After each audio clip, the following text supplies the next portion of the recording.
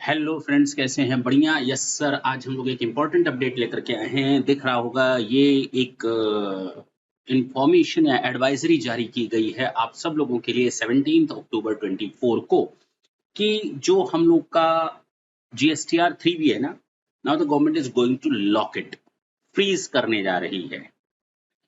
Hard locking of auto populated liability in GSTR 3B। Liability की बात, जैसे अब तक हम लोग करते क्या थे कि जीएसटीआर 1 और जीएसटीआर 2B ये हमारा बेस होता था। इसके थ्रू हमारी आउटवर्ड लाइबिलिटी तय होती थी और इसके थ्रू हम अपनी आईटीसी को देख सकते थे, मींस प्लस माइनस जो भी हो, जो जीएसटीआर जो हमने जहां जहां से माल परचेस किया वो सारी चीजें यहां पर दिखती थी और यहीं से वो ऑटो पॉपुलेट होकर के चली जाती थी। इन दोनों से वो ऑटो पॉपुलेट होकर चली जाती थी जीएसटीआर 3B में। अब लाइबिलिटी में से आईटीसी माइनस हो जाता था तो नेट लाइबिलिटी का पेमेंट हो जाता था जीएसटीआर 3B में। ये हमारा एक सिस्टम था और हम लोग इसमें कुछ चेंजेस कर सकते थे। Yes, it was very much possible, लेकिन गवर्नमेंट ने अब कहा कि हम इसमें आईएमएस जोड़ रहे हैं, इनवॉइस मैनेजमेंट सिस्टम।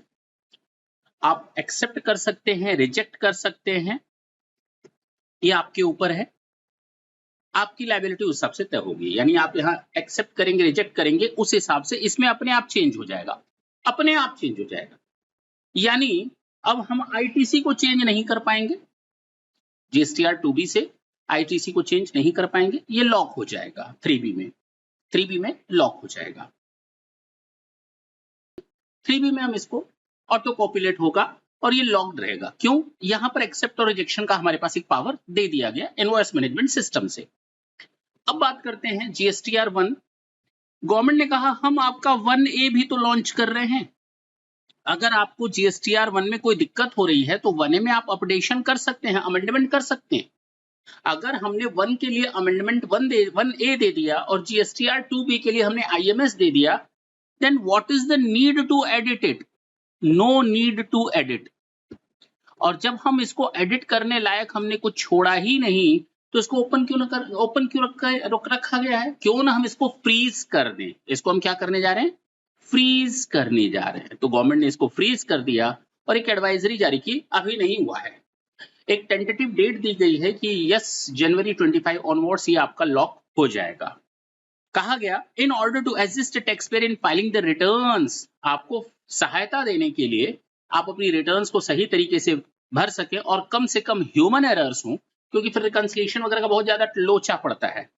जीएसटीएन जो हमारा नेटवर्क है जीएसटी का, improving the GST return filing process and in the Endeavour the GST portal now provides a pre filled GSTR 3B। Pre filled, auto populated तो होगा ही होगा और प्री फिल्ड होगा, आप उसमें चेंज नहीं कर पाएंगे। प्री फिल्ड मींस ऑटोमेटिकली जैसे आपका नाम प्री फिल्ड होता है, you can not change your name, वो आपका ग्रे एरिया में आ जाता है। It means this is freeze where the tax liability is auto populated from the declared supplies in GSTR 1A IFF by the supplier invoice furnishing facility से, while the input tax credit is auto populated from the 2B, a detailed system generated। अब ऐसा हुआ क्यों? अगर कोई कहता है कि ऐसा क्यों किया गया, तो मैंने आपको उसके पीछे रीजन बता दिए कि जीएसटीआर 1 के साथ 1A और आईएफएफ दोनों फैसिलिटीज आ गई। अब इसको भी हमें चेंज करने की, यहां चेंज करने की नो नीड, यहां चेंज करने की कोई जरूरत नहीं।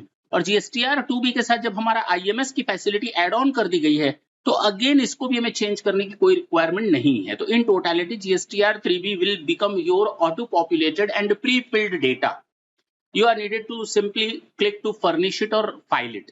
हो सकता है फ्यूचर में गवर्नमेंट इसकी सक्सेस देखे तो वो ऑटोमेटिकली फाइल भी हो जाएगी। आपको केवल सामने एक चालान आ जाएगा कि भैया पेमेंट कर दो, हो गया तेरा काम, आपको कुछ करने की जरूरत नहीं है। हो सकता है फ्यूचर में क्या हो, लेकिन हाँ, but yes, from now onwards जनवरी 2025 से कि जो टैक्स पीरियड होगी उसमें वो ऑटो पॉपुलेटेड होगा। इसके लिए आपको अभी से थोड़ी बहुत तैयारी करनी पड़ेगी।